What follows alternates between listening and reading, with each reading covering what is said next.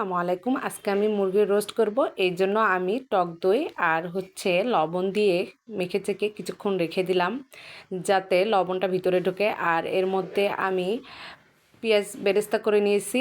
নেওয়ার পরে আমি মুরগিগুলোকে দিয়ে দিয়েছি, হালকা ভেজে নিব। তাতে আমি 3টে কাঁচামরিচ দিলাম। আর আমার বাড়ির মশলা দিয়েই আমি আজকে এই রোস্টটা রান্না করব। কোনো মশলা দিব না, কারণ আমি রাঁধুনি মশলা দিয়ে রোস্ট রান্না করি, কিন্তু আজকে আমি বাড়িতে যা আছে সেই মশলা দিয়েই রান্না করব। আর আমি পেঁয়াজ বাটা দিয়েছি, এর মধ্যে সামান্য চিনি দিলাম, আদা রসুন বাটা দিয়েছি, আর বেরেস্তাতে চিনি দিয়ে আমি মেখে ঝেঁকে নিলাম। তো দেখুন আমার রোস্টের কালারটা। টক দই দিয়ে দিলাম। আমার বাচ্চারা এভাবে খেতে খুব পছন্দ করে, যেহেতু ছেলেরা খেতে চেয়েছে আর আমি করে দিব না তা তো আর হয় না।